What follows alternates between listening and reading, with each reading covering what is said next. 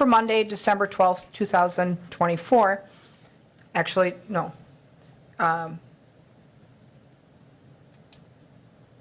This is the wrong dates. Today's the 16th. The date is wrong on the agenda. So, yeah, the agenda says the 12th, but it is December 16th, 2024, which threw me off. Okay, so we're good. Monday, December 16th, 2024. We have all members present with the exception of Alder Sarah Watson. If she arrives later, we'll get her caught up as we go, but we do have a quorum present. The first item on our agenda tonight is to approve the minutes of our previous meeting from 11:25, copies of which are in the packets. Does anyone have corrections or adjustments that they need for the minutes? If not, I'll take a motion to approve the minutes. I also make the motion. Motion from Larson, is there a second? Second from Lukens. Further discussion? Seeing none, members in favor signify by saying aye. Aye. Aye. Opposed? None are opposed, the minutes are approved. Item number 2 is to consider approval or denial of various license applications. I think we do have a couple of denials tonight, so I've got to switch in the packet between them. Here, let me grab them. Okay, here. Nope, that's, here we go. Okay, so recommended for denial this evening for operator and bartender licenses, there are a couple. Those applicants, by our ordinance, are allowed to address the committee and discuss if there's any components of the record that may be factually inaccurate, that we can review those denials. The first one that's recommended for denial is Trevor Clow. Trevor Clow, is he with us this evening? The records show Trevor has not appeared. Also recommended for denial is Sarah Spurka. Sarah Spurka. She has not appeared either. Last one recommended for denial is a Carissa Tesmer. Is Carissa Tesmer here this evening? She has not appeared either. Also in the packets in the batch for tonight is a Class B picnic license for an event at Children's Imaginarium called Fire and Ice. It's a single night event. You'll see that they've got a plan in the packet for that. Pending recommendations, the Liquor License Review Subcommittee met prior to this meeting. Their recommendation was to issue a Class B regular beer and liquor license to Glass and Grain House at 1702 North 6th Street. And then to issue Class B beer and liquor reserve licenses to Ash Gardens and Venato Cafe and Wine were the recommendations to come out of that subcommittee meeting. Those votes were unanimous. With that, I would entertain a motion to accept or deny licenses as recommended by staff, if someone wishes to put that motion forward. Madam Chair, Go I'll ahead. make that recommendation to move these licenses forward. Okay, so we have a motion from Larson to accept or deny as recommended. Is there a second? I'll second. Second from Lukens. Further discussion? Seeing none, members in favor signify by saying aye. Aye. Aye. Aye, opposed? None are opposed, so those all carry as a batch together. And those will go to council on January 13th. Any of those applicants that need to start sooner than that, though, have the option to secure a provisional license from the clerk's office, and they can work with the clerk on procuring those if they so need them. Item number 3 is a hearing, an appeal of declaration of chronic nuisance premises at 1013 North 3rd Avenue in Wausau. We had this on a previous agenda, but the petitioner, the property owner, was not here, and so we canceled the hearing that day. Upon that action, the owner has again requested consideration and a hearing to potentially review that chronic nuisance premises designation. And so the owner of that property is Chad Thompson at C&K Thompson Properties. Is Mr. Thompson here this evening? Okay, Mr. Thompson, come on up. Have you brought any other witnesses or legal counsel with you tonight at all? No. Okay. And then on the city side, what witnesses do we have appearing for the city. We have Officer Mason Mason Hagenbusher. Hagenbusher, and he is here. I see him in the audience. Okay. Any other witnesses, or just Officer Hagenbusher? Just Officer Hagenbusher. So Officer Hagenbusher, if you would like to rise also, and then I will have the clerk swear in both witnesses together.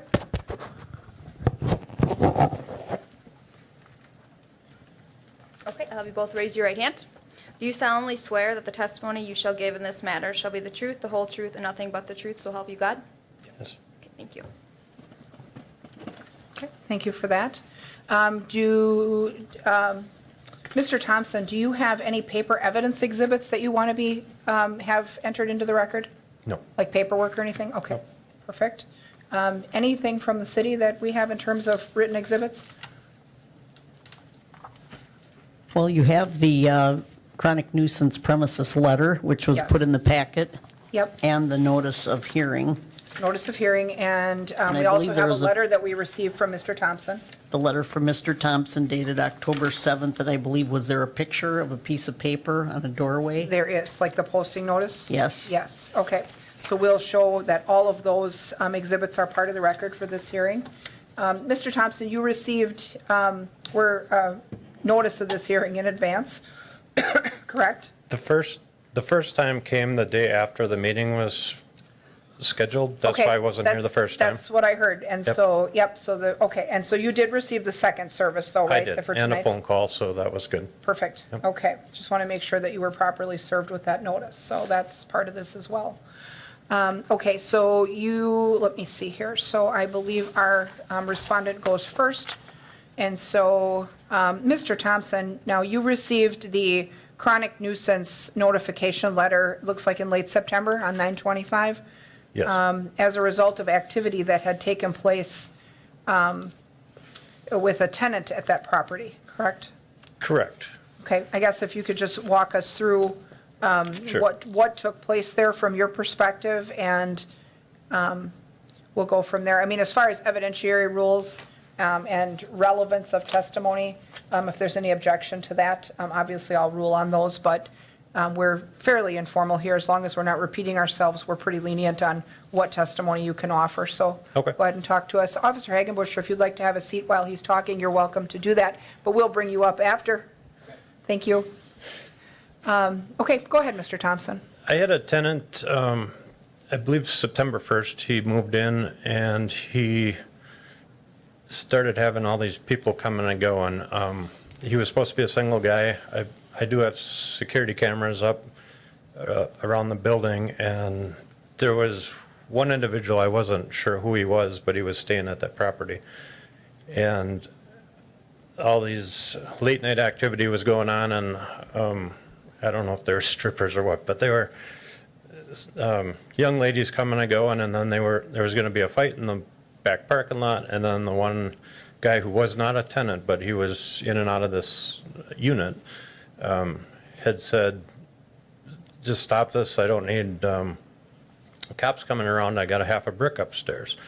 And so this was on audio on my surveillance camera, and I didn't know what to do, so I just kind of observed for a little bit. It didn't go on for very long, and then I didn't want retaliation on me. I got businesses downstairs, mine and several others, and so I did the Crime Stopper deal and posted video. It wasn't real anonymous with my own surveillance, but anyways, week or two went by, and then I got a call, I think from Nate, regarding they wanted to investigate, do some things. I gave them a 4-digit punch code to get into the property. I had left for the day. It was on a Friday. I can't remember exactly what day it was, but anyways, the surveillance camera showed all the police officers coming in. The code apparently didn't work, so they ran my door open and got in. And after that, some arrests were made, I guess. I don't know all the details from there. But they called me and told me to post some stuff on the door and get rid of them. I don't have to go through the regular court system to get rid of these people. I did that. The tenant had called me asking what was going on, and I told him he had to leave, and he was out. But he had left behind a 17-year-old homeless girl from Michigan. So she had come back to the property and asked if she could stay, and she was homeless, didn't have anywhere to go. The original tenant was gone, so I did let her stay there for a few days over a weekend. It was Friday. Told her she could stay just for a few days to figure out where she's going, but she had to go, and then she left too. And then I got a new tenant in after that, but I was the one that started all this to get rid of these people that were. How many apartments are in the building? There's 4 apartments upstairs, and then there's a bunch of businesses: a hair salon, nail salon, massage lady, tax lady. Thompson Durkee Insurance is my building or my business, and Virtual Visions in the basement. Okay. And so only one apartment had this issue, or was it 2 apartments? Nope, 1 of 4. One of the 4, okay. And upon finding out of this activity, you did the 5-day eviction process that I was did. prescribed? Yes. Okay. And you've not had any issues with your tenants since then? No. Okay. This was a one-time deal. Are all the apartments occupied right now? They are. Okay. All right. Committee members, any questions for Mr. Thompson at all? Okay. All right. I can't think of any others that I have either. We will receive testimony from Officer Hagenbusher as well. Thank you for that. We will recall you, though, if a question comes up Okay. as a result of Officer Hagenbusher's testimony. Okay. Thank you for that. Okay, so we can bring up Officer Hagenbusher if you'd like to walk us through your testimony a little bit. We do have basically the notes kind of what happened, but if you want to just walk us through. Yes. And so I guess we'll have you state your name and who you're employed by. Officer Mason Hagenbusher and City of Wausau Police Department. And how long have you been employed with them? 5 years. Okay. And were you on patrol on September 20th? Yes. Okay. And you then came in contact with the residents at 1013 North 3rd Ave? Yes. Okay. Can you tell us what happened there? We received a drug tip, an anonymous drug tip that drug sales and or possible drug activity was going on at 1013 North 3rd Ave at apartment, specifically apartment number 4, I believe it was. So the next day, myself and other officers within our community resource unit, we conducted surveillance at that residence.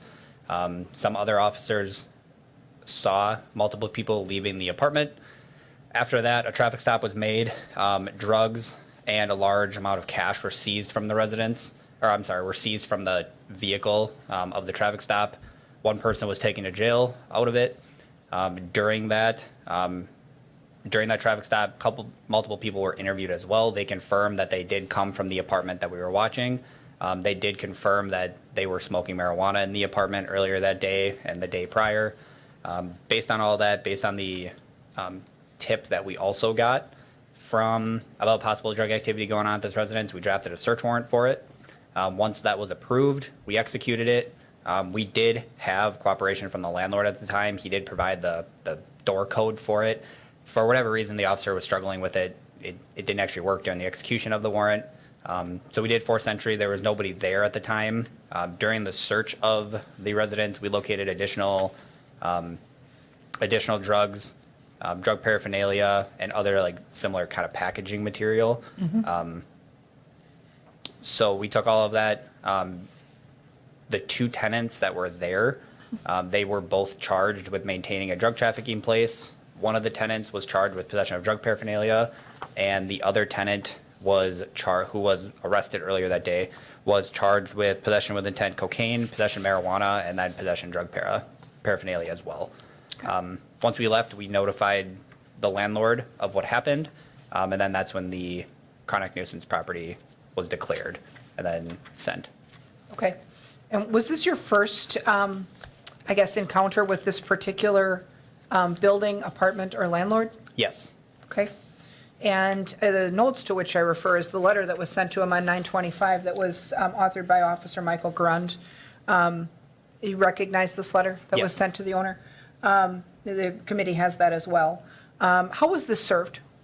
We always call the property owners. We explain the letter over the phone. We explain the ordinance. And then most of the time, the landlords are good if we just mail it to them. So this one specifically, we called them, we explained to them, and we mailed it to him. Okay. Okay. And he acknowledged that he had received that during his testimony as well. Okay. And since this incident took place, have there been any other calls or issues with this particular property or this unit? No. Okay. All right. Committee members, any questions for Officer Hagenbusher? Go ahead, Alder McElhaney. Thank you. Okay. I am referencing number D in this. This must be our ordinances. Okay, number D, just so everybody knows. It says, after they shall notify the premises owner in writing that it was declared. Reaching this determination, the police shall not count nuisance activities that were reported by the owner of the premises. Okay. So we acknowledge he's the one that called, correct? Yes. Then So- I guess I need to understand how that fits into our ordinance. So at the time, and like he kind of, so the way that he called in the tip, when it comes to, I guess, reporting it in our reports and kind of naming him in reports, we only do it as anonymous tip or anonymous person called this in. Was that because Did- it came in through Crime Stoppers? Yes. Yeah. Did you know it, did he have ever identified to you that it was him that called in that tip? Yes. Okay, then my next question is, how does that connect to this? Because he has said he was worried about retaliation, which I think is real. I hear that a lot. People don't even want to call in speeders because of retaliation. So I guess I need to understand how you felt that fit with this part of the ordinance. I cannot answer that at that time or at this time. Right.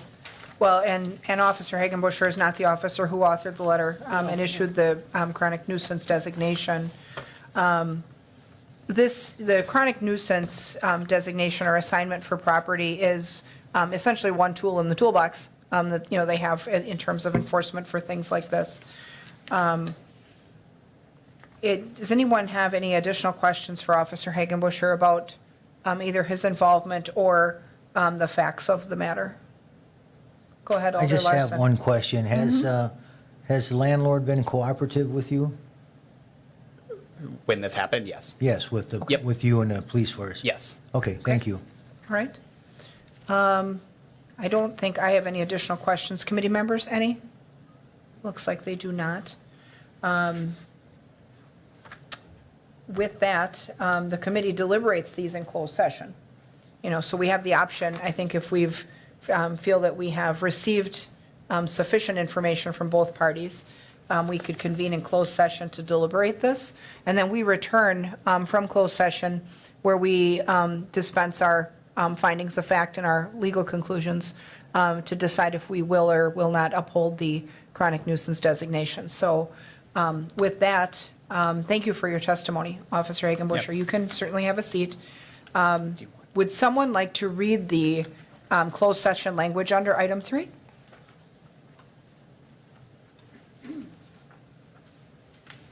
Okay, go ahead, Alder Lukens, thank you. Turn your mic on. I move that we enter into closed session pursuant to Section 19.85, Sub 1, Sub A of the Wisconsin statutes, deliberating concerning a case which was the subject of any judicial or quasi-judicial trial or hearing before that governmental body. Okay. Is there a second for Alder Lukens' motion for closed session? Second from Larson. We'll do a roll call vote. McElhaney? Lukens. Aye. Larson. Aye. I'll vote aye as well. The committee will convene in closed session in the Maple Room, and then as soon as we've got our decision, we'll report back here.